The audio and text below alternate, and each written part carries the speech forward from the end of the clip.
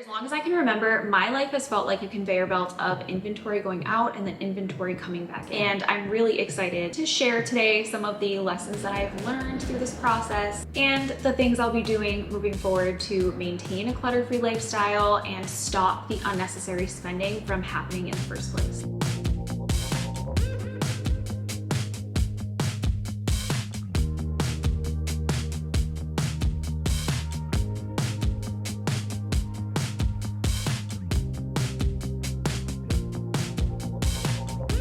I can remember, my life has felt like a conveyor belt of inventory going out and then inventory coming back in. And it wasn't until this year that I really took a step back and started to look at my spending and the way that I was collecting items and start to dig deep into how I was allowing so much into my life and into my home. Every single item that we own is just another thing in our lives that we need to worry about, we need to manage. And I don't know about you, but I am done with that. I have been on a decluttering journey this year, and with that, I have done so much digging again into my spending and why I was collecting these things, into some of my habits, and I'm really excited to share today some of the lessons that I have learned through this process and the things I'll be doing moving forward to maintain a clutter-free lifestyle and stop the unnecessary spending from happening in the first place. I would love to know, how many things have you purchased in the last 3 months that you can say, wow, this has added so much value to my daily life and I am happier because I own this thing? I personally can't think of much. And when you think of the things that make you the happiest in your life and the things that fulfill you the most, are they your possessions or are they people, pets, and experiences? With those questions in mind, I am going to share some cleaning motivation on the screen while we talk all things under consumption and how I've managed to stop the unnecessary spending and clutter collecting, and hopefully the things that I have learned on this journey will help some of you to do the same. There are very few things in my life that I personally enjoy more than my peace. And with this journey that I've been on in 2024, I have found so much peace in the simplicity. I don't put so much value into physical possessions that I used to. I think that a lot of people are having a kind of similar awakening, which is why I think that my decluttering content has resonated with so many of you around the world.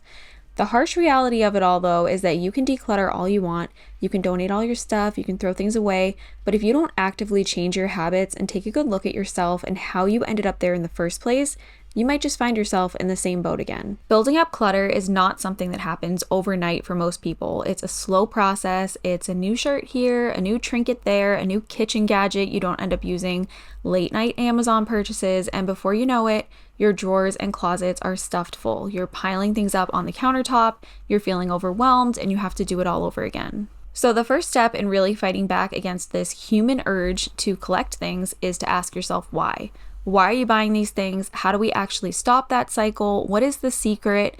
It seriously sounds so easy to just say, well, stop buying things. But is it that easy? From personal experience, it's not. For me, and probably for a lot of other people too, shopping has become a hobby.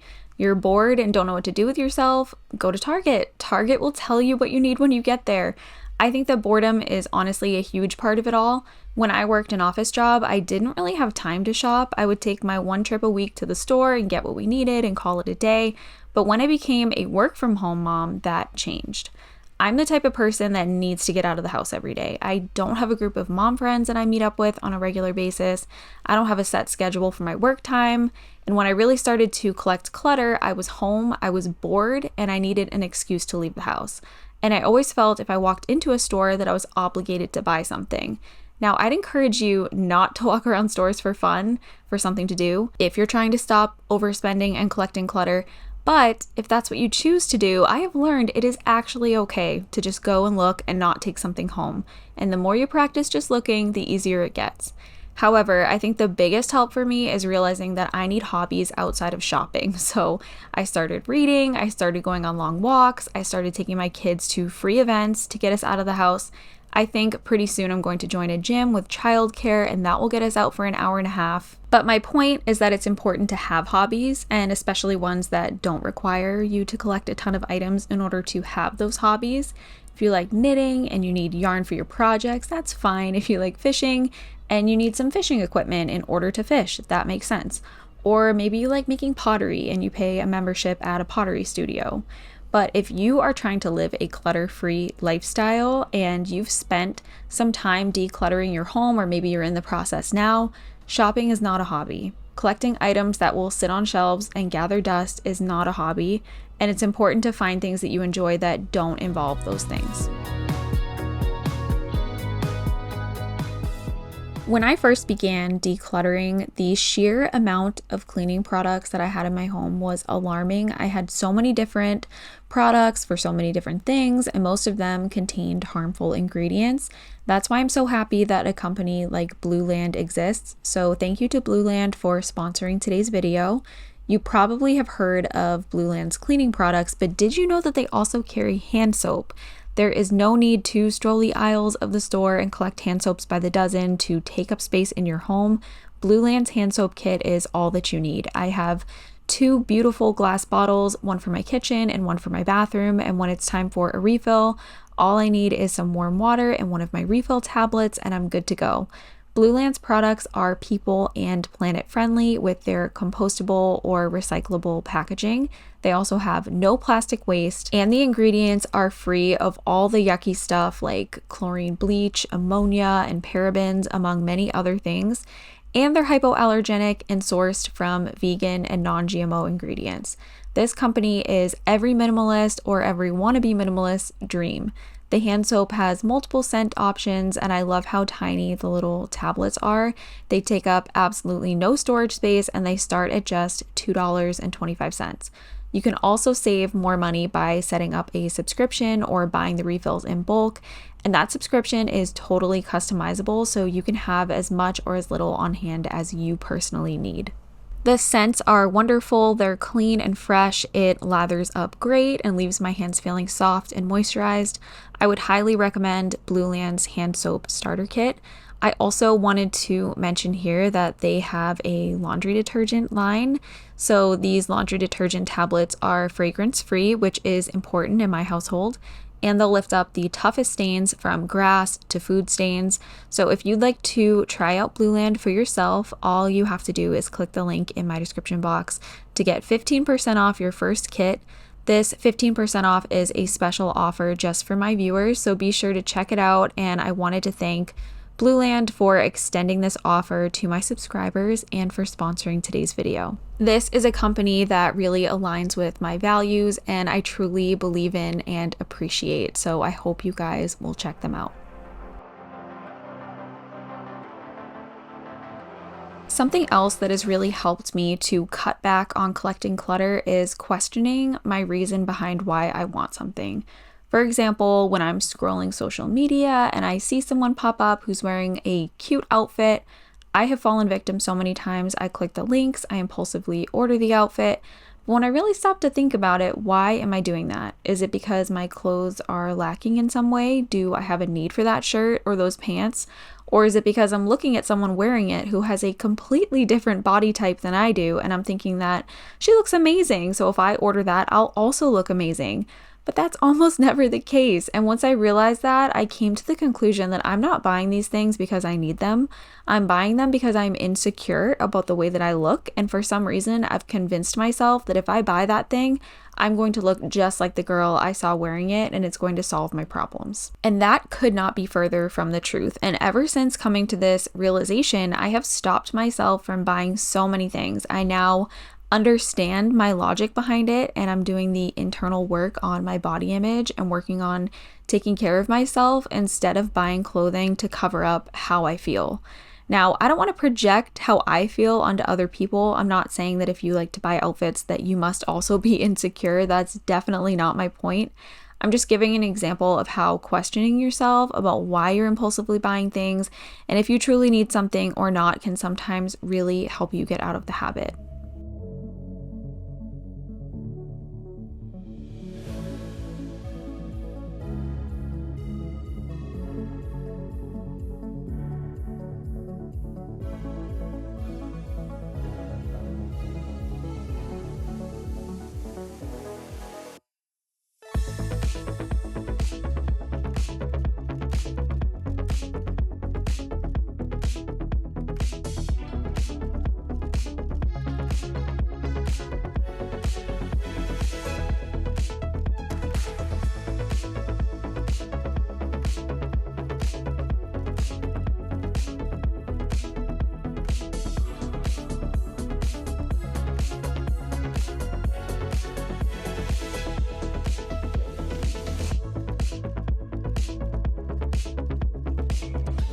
Understanding what is clutter versus what isn't clutter is something else I think is really important in this process. Something that I think a lot of people struggle with is decluttering when you are not the only person living in a home. Maybe you're married and your spouse likes to shop, or you've got young kids like I do. In that case, there has got to be some compromise. If I lived alone, yes, the number of items in my home would be much less, of course. But I don't. And just because something looks like clutter to me does not mean that it is clutter to someone else. Clutter is something that does not bring value to your life, and you are the only person who gets to decide what that means. And your spouse is the only person who gets to decide what that means for them, and your kids, and your roommate, and whoever else you kind of face this struggle with. I don't value trinkets and fidget toys or sports cards or 100 physical books in my home, but my son does. Those are things that add value to his everyday life. Therefore, they are not clutter. So you may look at my home and look at me tidying up my son's room and think, this girl has got a lot of work to do. She doesn't know what she's talking about, but it's not my clutter. It's not my room. It's not my decision. And letting go of that kind of power struggle, I find really helpful and keeps my mindset in the right place. So I figured I would just share my 2 cents on that, since I know that one of the number one hangups people face when trying to declutter is having disagreements with the people that they live with.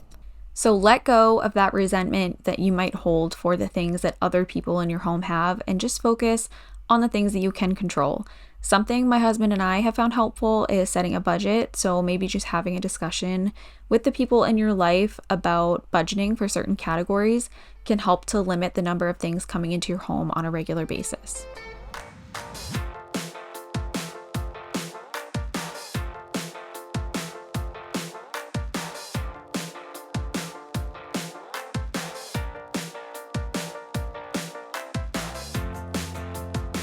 My next tip for cutting back on the overspending and overconsumption is to mute accounts that make you want to buy things that you don't need. In the past, I followed a lot of Instagram accounts that would just post links all day long, and when these things are in your face like that, it can be so hard to resist. Having to go to a physical store to buy things is such a thing of the past. We have the whole world in the palm of our hands now, and it makes it so hard to resist. Our credit card information is stored in our phones. Some people even have their card info memorized from typing it in so often, and this is a recipe for disaster. If you're finding that you don't have the self-control to resist the urge to purchase every single thing that is marketed to you, mute those accounts. You don't have to unfollow them altogether. You can just mute them for the time being, but you have got to get these things off your feed. I've noticed that things are marketed to us in a way that makes us feel extreme pressure to buy them. For example, buy this before it sells out again, and that fear that we will miss out can cause us to hit add to cart even if we don't need it. So muting accounts and unsubscribing from marketing emails has helped me a lot to resist the urge to make purchases that I don't need.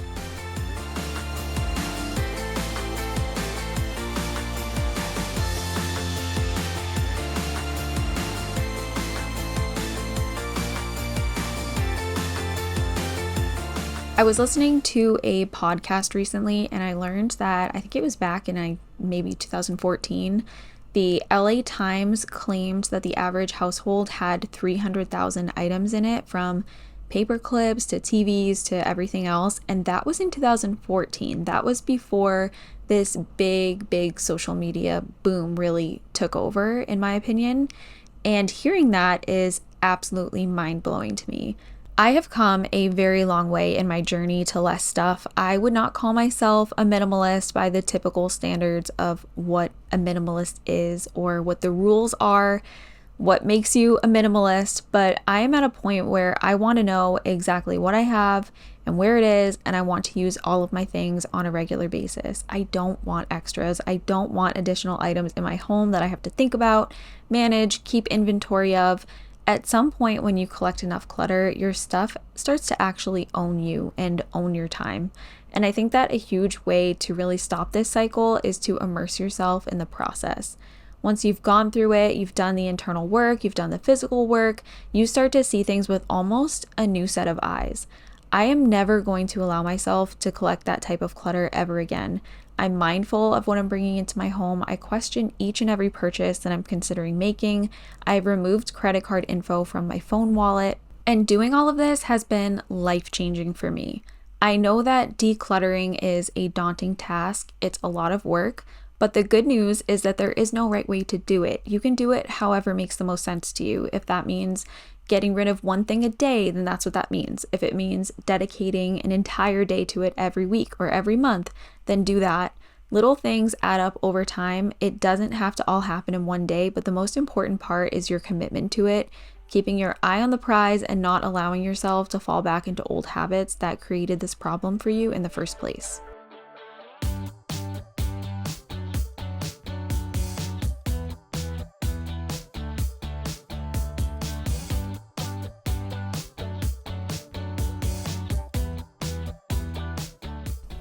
Something very positive that has come out of this experience for me has been the money saved. Instead of shopping away all our extra money, we've been able to put money towards experiences. We've had the extra money to go on weekend trips. We're actually headed to Disney in a few weeks now. And as I said in the beginning of the video, when you think of what fulfills you the most, is it your things or is it the memories you've made, the people in your life, so on and so forth? For me, I value my time with my family more than anything, and being able to go on these trips and make these memories is so much more important to me than having every new color of Stanley Cup that drops, or having that new makeup product that you're seeing all over TikTok, or having 25 different pairs of sneakers to choose from every day. I just feel so much more complete with less stuff than I have ever felt in my life before. With that being said, I think that setting goals is a huge part of this. Maybe you're getting rid of all your clutter, but you're finding yourself replacing it with new items. Remember to ask yourself why, remember to question yourself, but also remember your goals. Is this item worth setting me back from reaching my goal of a down payment on a house or a car or a family vacation? And then make your decision on whether or not you truly need it. When you start working out, a lot of the times you'll hear people say that you need to have a why. You need to have a reason why you are wanting to get healthy, why you're wanting to lose weight, or whatever it is. And I think it's the same with overspending. I think that you need to have a why in mind, and that really, really helps you to cut back.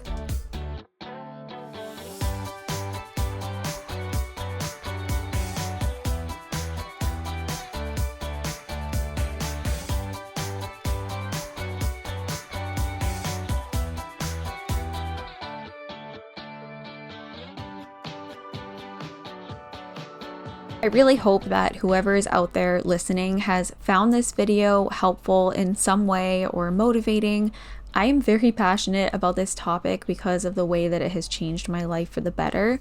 So I would love to hear any tips that you have in the comments below for cutting back on spending and overconsumption. I think that when it comes down to it, mindset is everything, and I hope that this video may have helped open up your mind to the process, and I would love to hear your thoughts in the comments. If you're new to my channel, I would appreciate if you would subscribe and come back every week for a new video. Thank you so much for watching, and hopefully I'll see you again in my next one.